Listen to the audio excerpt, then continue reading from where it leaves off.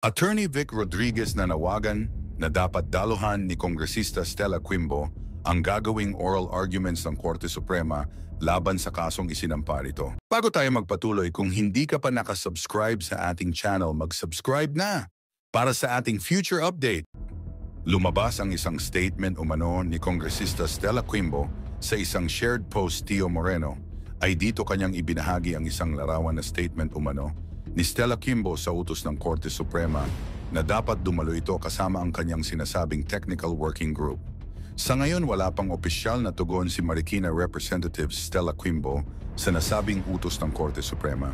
Matatandaan natin na ipanapadalo ng Korte Suprema si Stella Quimbo dahil umano sa naging pahayag nito patungkol sa Technical Working Group na lamang raw ang nag-ayos ng mga blanco sa Bicameral Committee reports na naging usap-usapan sa social media. Dito maliwanag umano na labag sa batas ang ginawang aksyon na ito ng Kamara dahil umano mahigit itong ipinagbabawal. Ngayon naghihintay ang karamihan sa aksyon na gagawin ni Stella Quimbo patungkol sa utos ng Korte laban sa kanya. Ating pakinggan ang pahayag ni Attorney Vic Rodriguez patungkol dito. To hear the oral arguments on this case, ibig sabihin mahalaga po ang kapakanan ng ordinaryong Pilipino at ordinaryong manggagawa sa ating mga maestrado. At dito nga, muling binibigyang buhay ng ating mga maestrado na talagang yan ang yung court of last resort, kung sabihin nga, when all other co-equal branch of government seems to be unmindful of the welfare of the people, there is still the last bastion, and that is the Supreme Court.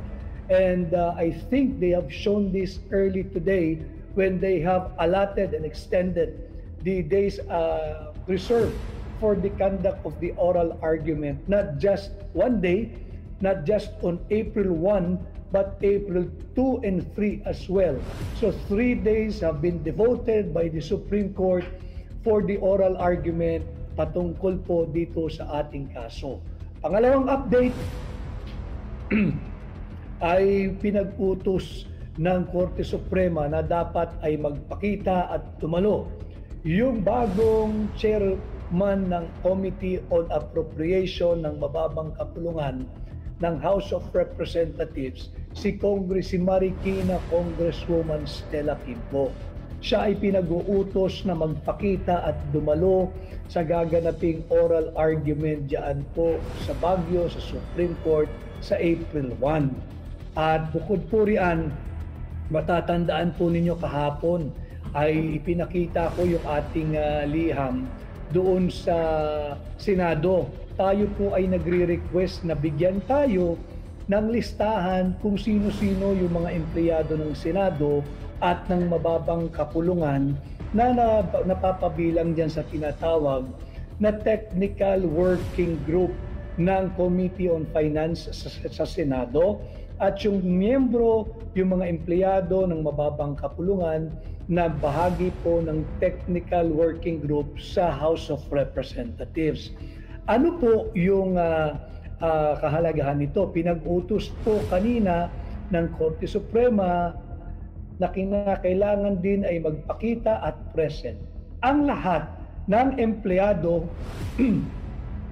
lahat ng empleyado ng Senado at ng mababang kapulungan na bahagi ng tinatawag na Technical Working Group.